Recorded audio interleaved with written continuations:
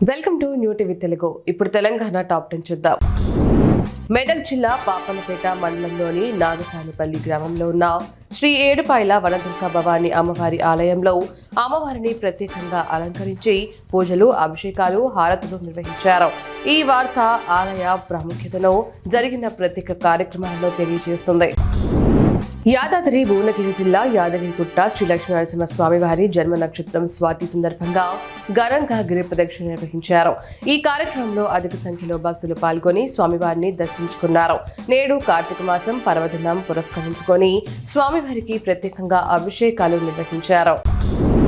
మేడ్చల్ మల్కాజ్గిరిలోని నిజాంపేట శ్రీ అభయ ఆంజనేయ స్వామి దేవాలయంలో కార్తీక మాస పర్వదినం ఘనంగా ప్రారంభమైంది.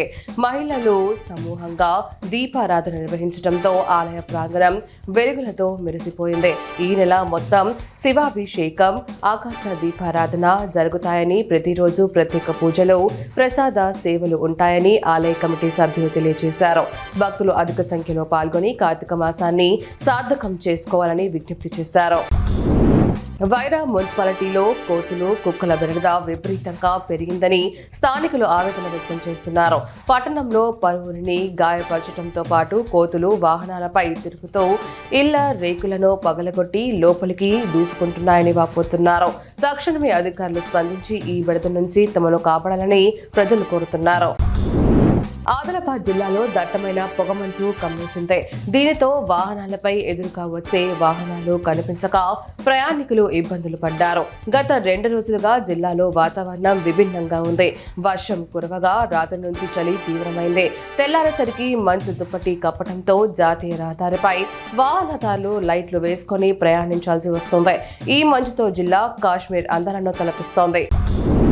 చెర్ల నుంచి కన్నాయిగూడెం ఏటపాక మీదుగా ఇసుక రవాణా చేస్తున్న లారీలతో 8 కిలోమీటర్ల ప్రధాన రహదారి దెబ్బతిని గోతులు పడటంతో ఇబ్బందులు ఎదుర్కొంటున్నామని కన్నాయిగూడెం వాసులు రాయిలను అడ్డుకున్నారు. భద్రాచలం ఎమ్మెల్యే తెల్లం వెంకట్రావు ఆందోళనకారులతో మాట్లాడి రోడ్డుకు మరమ్మతులు చేపడతామని హామీ ఇవ్వడంతో వారు ఆందోళన వివరించారు.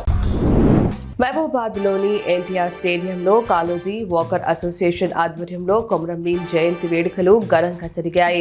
ముఖ్య అతిథిగా హాజరైన డాక్టర్ చింతా రమేష్ మాట్లాడుతూ కొమరం భీం జల్ జంగల్ జమీన్ నినాదంతో గిరిజనుల హక్కుల కోసం చేసిన పోరాటం స్ఫూర్తిదాయకమని, ప్రజల్లో ఉత్తేజాన్ని నింపిందని కొనియాడారు. ఈ కార్యక్రమంలో వాకర్స్ అసోసియేషన్ సభ్యులు, విద్యార్థులు, ప్రజలు పెద్ద సంఖ్యలో పాల్గొన్నారు. వరంగల్ జిల్లా నర్సంపేట డివిజన్ వ్యాప్తంగా రాత్రి కురిసిన భారీ వర్షం వల్ల వ్యవసాయ మార్కెట్లో మొక్కలు తడిసిపోయాయి. ఇటీవల కురుస్తున్న అకాల వర్షాలతో రైతులు తీవ్ర ఇబ్బందులు ఎదుర్కొంటున్నారు. అప్పులు చేసి పండించిన పంటలు చేతికి వచ్చే సమయంలో ఇలా వర్షం పడటంతో అన్నదాతలు కన్నీరు మున్నీరు అవుతున్నారు. ఈ అకాల వర్షం వరి, పత్తి, మిరప వంటి పంటలపై తీవ్ర ప్రభావం చూపనుంది. సూర్యాపేట జిల్లా తుంగతుర్తి మండలం కరివీరాలలోని శ్రీ సీతారామచంద్రస్వామి దేవస్థానంలో కార్తీక మాస పూజలు ఘనంగా నిర్వహించారు.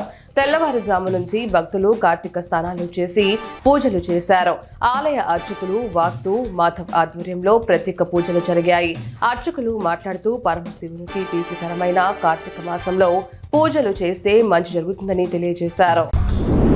మేడ్చల్ జిల్లా రాంపల్లి ఆర్ఎల్ నగర్లోని శ్రీ స్వయంభూ అభయాంజనేయ స్వామి దేవాలయంలో కార్తీక మాసం సందర్భంగా విశేష ఆధ్యాత్మిక కార్యక్రమాలు నిర్వహించబడతాయి.